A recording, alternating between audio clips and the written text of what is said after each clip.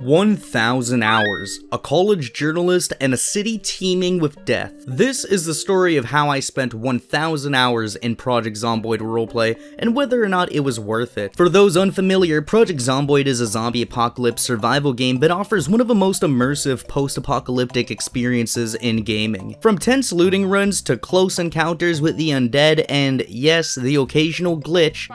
This wine glass. Sorry about all that, dude. What? Wow. Oh, Jesus Christ! You really have a lot of quiet, opinions quiet. about this, don't you? Wow. No, please stop speaking. Please shut the fuck up.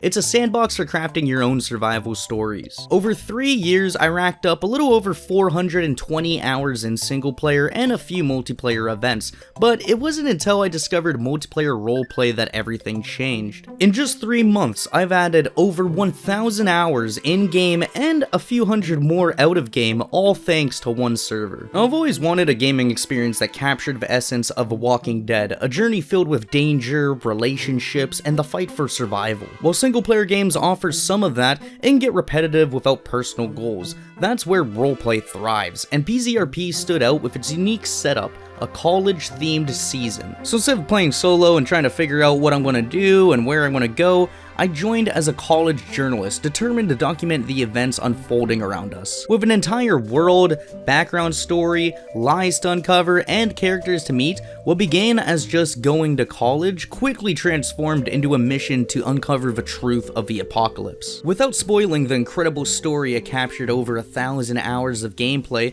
let's start with what inspired me to dive into this world. For years, I've been sticking to a lot of single-player games, making videos, exploring worlds, and enjoying my freedom to play at my own pace. But as time has gone on, the friends that I all used to roleplay in Minecraft with or team up with on Call of Duty have all moved on to other things, and honestly I have too. When I found PZRP, a multiplayer roleplay server, I saw it as a chance to start fresh. I would have no pre-established connections, no expectations, just me and a college-themed apocalypse. It seemed like the perfect setting to meet new characters, and my expectations were completely blown away by the incredible player base I found. Whether there was 100 characters on screen or 2 characters on stream, there's many moments where the stakes were high and it felt intense. Roleplay, however, isn't as easy as just starting a new game and hopping right in. Other than the rules and the whitelist application, which is more demanding than most jobs I've applied for, staying in character takes effort. And on top of that, you gotta try to design a persona that's both fun for you to play and engaging and fun for others, so that can be a bit tricky. I've had plenty of characters that didn't make it past week 1, never mind day 1 on other servers, but this time it was different. Meet Kyle Crocodile,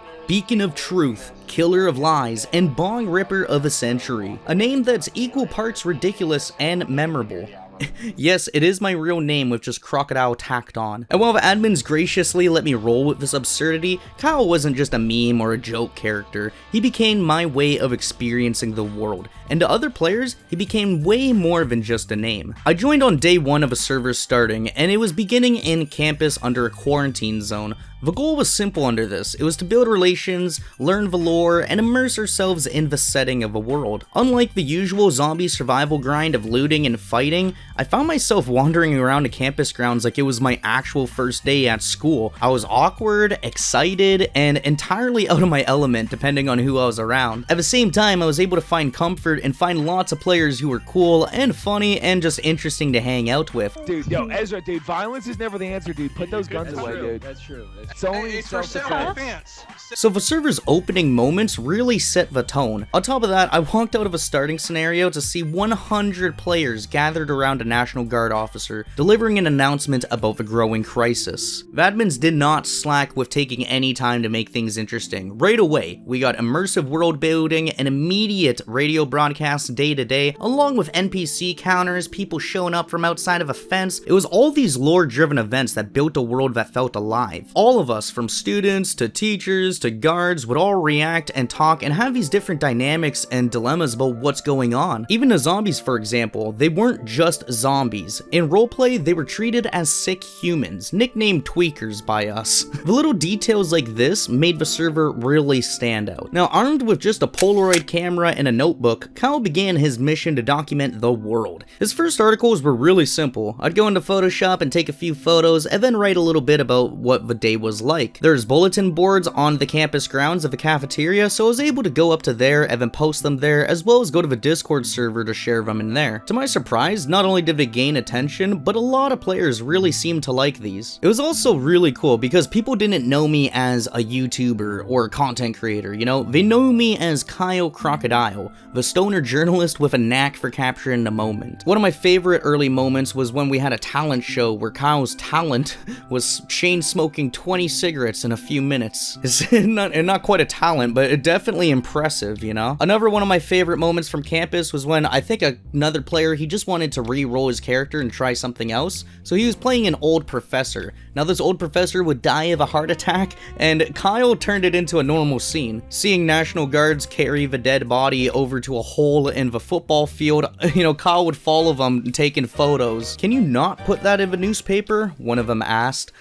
Absolute gold, man. The season's central plot revolved around a growing spore infestation spreading across the country, turning people into infected. Louisville was under lockdown, protests were erupting around the nation, and misinformation ran rampant. Kyle's mission was clear: uncover the truth and escape with it. Hugely inspired by Frank West, the protagonist of Dead Rising, Kyle began collecting photos, conducting interview, publishing newspapers, and doing really cool shit, you know, while he detailed the entire apocalypse and all these events going on around him. With each newspaper coming out, the stakes were high and they were getting higher. Escaping Louisville with the truth would require Kyle to navigate the dangerous territories, make uneasy alliances, and at times, live within lies to stay alive. The dynamics I had between characters, friends, enemies, and everything in between created some of the most incredible stories I've ever been part of in a game. But Kyle Crocodile's story wasn't all just about surviving. It was about connecting with others, documenting the human side of the apocalypse, and creating a story within a story. And while I captured everything for the series I planned to share and edit and put together, the real magic, honestly, is just experiencing it, not for only myself, but for all the others who I met through the game. As I reflect on my 1,000 hours of Project Zomboid Roleplay, the big question at hand is, was it worth it? First, let's talk about the investment. I made a deliberate choice not to create videos during this time. Instead, I played as a normal participant, immersing myself fully in the story without letting any external pressures influence my gameplay or other players. This meant every day I was recording, basically sometimes 6 hours on the lower end, usually about 12 hours average, all the way up to 18 to 24 if I was going nuts. Day by day, I was improving, not only as a player, but as a role player as well.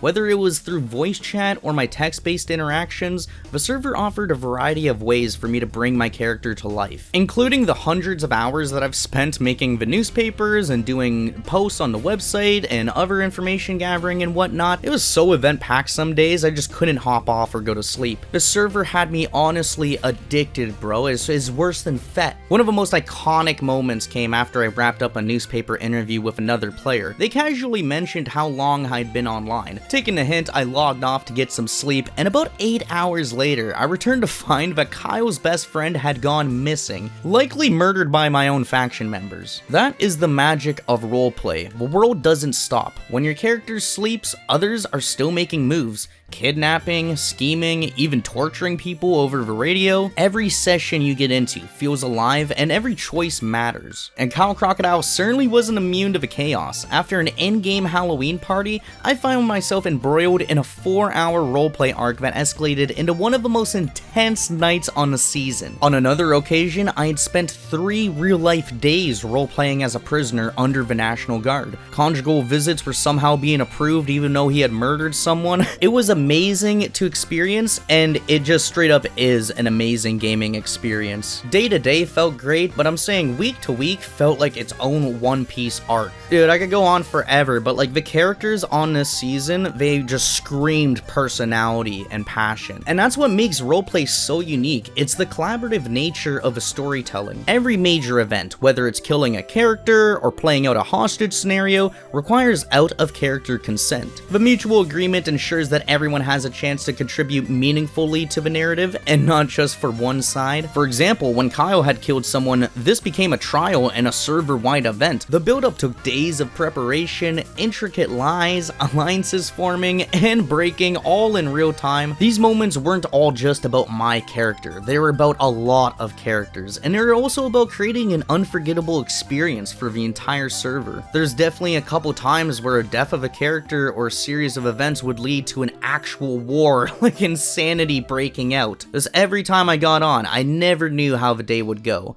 Based on the world given to us, our characters, and the roleplay at hand, it made for some of the most unique experiences and moments which I don't think I'll ever forget. Of course, it wasn't all high-stakes drama. Kyle started his journey as a laid-back stoner, chain-smoking 20 cigarettes at a talent show and joking with friends. And while he did have to develop in deeper and darker ways, at the same time he stayed true to the core of who he was. Kyle got to spend time running a restaurant which we were able to build from scratch, serving players a slice of old world in an otherwise grim setting. And even as the story grew darker, there were always opportunities for humor and connection. The world felt dynamic and it felt alive, with new characters and conflicts around every corner, and the relationships I was building both in-game and out. This all added a very deep personal layer to the experience. The college theme season wasn't just a backdrop or a pull-in, it truly came alive through rich storytelling and immersive details. From in-game notes to daily radio updates, the lore unfolded dynamically, and the world building was amazing. Each session felt like reacting to a living, breathing world alongside dozens of other characters. And the characters? Yeah, they were incredible. Players brought to life doctors, farmers, students, military officers, detectives, criminals, you name it. Somebody was playing a fully fleshed out persona and has a character page full of love and passion put into it. Walking into the VoIP scenes was often like stepping onto a stage where everybody was already in character. A little piggy. You okay?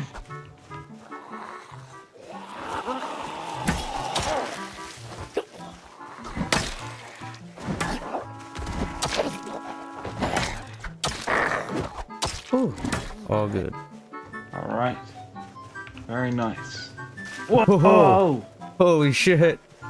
We did it. Good for us, dude. We found a shortcut. Yeah. I'll apologize for this later.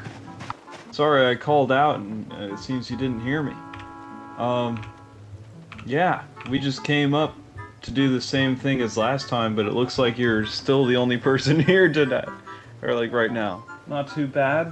We just wanted to come up here to do like the same thing and show that we care and kill a bunch of tweakers outside of your walls. Nobody would ever break character during these scenes, and the immersion was some of the best that I've ever experienced in gaming. On top of that, outside of the game, I was always able to go to the website and learn a little bit more about these characters who I'd meet if there was a character page available for them, along with a developer post and the sort of diary entries that players make along the way. It is amazing though, because Crocodile didn't just make me friends in-game and get me a good story in-game. He connected me with dozens of incredible role players outside of it too. Every day for months, I got to know new people, build stories, and share laughs. Some of the best moments came from the natural, unscripted reactions to our characters and the chaos around us. Then there's the funny out of character situations that can only happen in roleplay, like the time I was drafting a player kill request against another character. I didn't know really what to do, you know, so I was screen sharing the process with some players in Discord when of course the very person I was targeting and making the player kill request joined the call and saw the request live. Kyle, close the stream. Hello? Wait, what dude. Close the stream, Kyle. Dude, that was a PK request. What are you talking about? On me. No, I just my username. What are you Wait a talking minute, about? Robert, have you ever filled out a PK request? I don't even know what they look like. No, that's kind of real. It was Kyle. Are that you was going? right. So are you going to like say like find Colby's body or? Colby? No, Like- you got blown the fuck up, dude. So Like- he's his own murderer then? Yeah, no, there's nothing I can do. Oh. Yeah. And I mean like it's cool, but yeah. Dude, come on. Okay, it's What? just a phantom. God, kill me. What are you talking about? What are you talking about? Dude. Like flat out nobody's. I'm being like, Robert, you're tripping today. Today you woke up, you're like, is Kyle PK'd? No. Are you filling a PK request on Robert? No. he I actually see. isn't. Like I'm being so for real. He actually isn't. Okay, I'm gonna look up on the website then. All right, got it. Then I'll be right then come back. Robert joined the VC while I'm screen sharing. What's happening? Apparently, I'm getting a PK request. No. You're not. We literally said No, we you were- were not, fuck? dude. Wait a minute. Oh lord, you're fucking fried, dude. Oh my goodness. The one time he's fucking quick on the draw. Are you fucking Oh, kidding me? Quick on the draw, bro. It's fine. I trust you. This is everything. Hi Enigma, welcome back. Okay, so wrong with my Discord. The fuck? Like, I don't know, it's 5, the newspaper's 5 pages, but I think there's a 6th that I can make. Yes, I know, it's a lot. Oh shit, he says as he leaves Discord. Oh shit, you're so fried, dude. You're so right. He's gonna mitigate that shit. Watch. It's like, I'm not Kyle. I don't think I can go on the outing with you anymore. Dude, he did this to himself. I don't know why he's upset about it. 10 hours later, he signed an absolutely evil contract, a formal agreement that this character's hands was in the life of Kyle Crocodile, and whether I decided to kill him or leave him for stranded was up to me. Moments like this weren't just hilarious, they made the game feel alive in a way few others do. Now of course, 1,000 hours of roleplay doesn't come without its challenges. The burnout was a big one. Honestly though, it's kind of the best burnout I've ever experienced. I'm very lucky to be in a position where I could choose to play Project Zomboid Roleplay and try to gather footage for a YouTube story. As I said, the intensity of the stories, the depth of a world, it kept me hooked even when I was exhausted. But still, there are those frustrations that came up, both in character and out. One day, a couple players decided to return from a break, and they decided to leave our group, but instead of role-playing more and having an exit and engaging with us in character, they ripped up all of our custom RP clothing and took resources we had spent weeks stockpiling. Seeing all of our unique items gone, and really not competitive advantage items like just stuff we would RP in, that hurt. It really pissed us off. This led to so much tension within the group. Everybody felt undervalued. We're wondering if our efforts were even appreciated by the server. You know, what are we gonna do? A lot of us were panicking, and while not sure what to do, we decided to file a report ticket with the admins, and they agreed that this whole situation was a little silly, and in return, it was all resolved, our clothing got reimbursed, and the cooler heads prevailed. But it was a good reminder out of character of how collaborative storytelling can also mean you have to navigate player dynamics. Some of the best brain rot that it brought up was how we would joke about these situations and the rules, you know? And yeah, when you're getting this deep into a roleplay or any type of game, you're gonna have some petty or silly situations over some pixels. In the end though, everybody powered through, adjusted, and just kept roleplaying. Sometimes a player would get banned. A good example was a National Guard named Maldoon. He came to Kyle pleading for help one day. You gotta help me, man, you gotta. So Kyle was trying to plan an interview with him. I'm gonna help him clear his name, as lots of characters didn't like the National Guard at that time, and he could definitely get permanent killed. Private First Class Mars, you know Mars, right, Kyle? Yeah. He's missing in action. We got split up by a shit ton of infected. I don't know if they're alive or what. I'm but sorry I'm trying to find interrupt, but we need to have a meeting like ASAP. So Kyle, if you could go inside the base for a bit, and then you could go ahead and talk to these lovely gentlemen some other time. We're gonna table this and we're gonna talk later know, because I need If to you talk read to the you. newspaper, like I said, some of the National Guard have split up. I'm glad to hear you're with Eden No, and you're I've helping read your them. newspapers, Kyle, and a lot of them don't fucking mention anything good about the National Guard. Just all the bullshit that we've had to suffer Okay, through. dude, Okay, I I'm mentioned sorry, that I'm we sorry would to do do that that, soon. but I Anything need that to anything talk you've to done. him. So like, what the I don't. fuck? Okay, that's cool. You guys can talk about that later. We need to talk right now. We will Come on, talk inside. soon, okay? We got something to go. Yeah, you're bad, bro. Yeah, my bad, bro. Fucking, oh my fucking god. Okay, well, sorry. Find another press dude, okay? I'm trying my best here. Fuck, man. There's no other press dude. Okay, let's go inside. Jesus fuck. Fuck, man. The next morning, he was banned for saying the N-word in general chat. Things happen, okay? Not everybody's story ends well, and some characters just stop logging on. Even with its challenges, my time on PZRP remains one of the most immersive and rewarding experiences I've ever had in gaming. It's not just about the characters or the world, it's about the people you meet and the stories you create together and the memories you take away from it. I know it's pretty cheesy to say, yeah, the real win was the friends we made in the end, but it really is. No matter how this story went each day, whether my character was gonna get killed or not, I was excited to see what was next and share those experiences with other people. So the big question at hand, do I recommend Project Zomboid Roleplay? No and yes.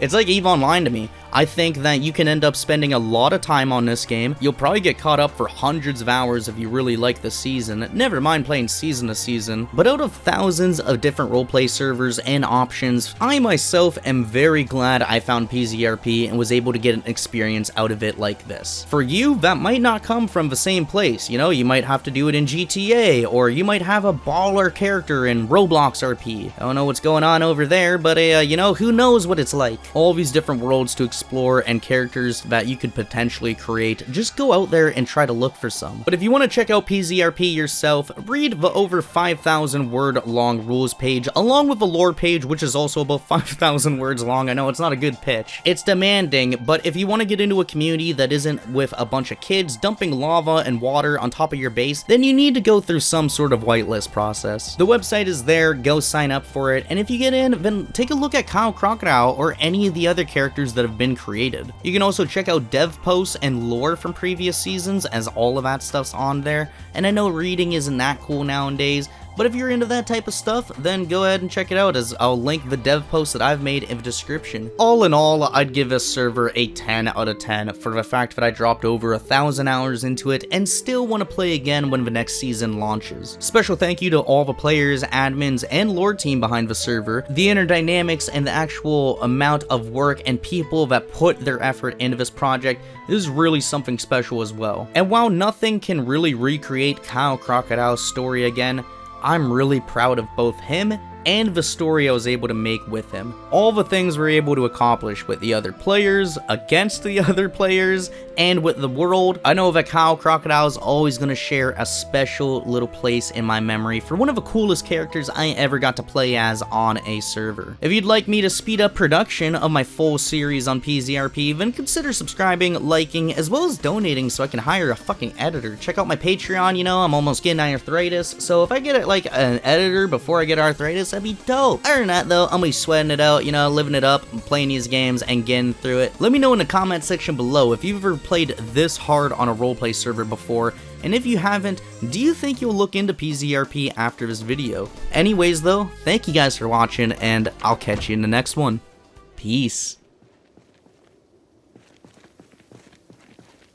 Hey buddy, you ready? Ready, dude? We did it, man. Okay. Against Allah, Oh, who would have fuck. thought? Hey, we made it here together. Got that evil fucking spore killed. Fuck, man. Oh yeah. The only regret I have is not getting Adrian, but you know, fuck him. Nah, I think someone in the city will end up getting him, not himself. Yeah, probably, dude. Fuck. To the Bahamas we fucking go, dude. To Bahamas we fucking go. Do this, dude. Alright, Cersei, let's go. Here. Let's go. Let's do this. Oh my god.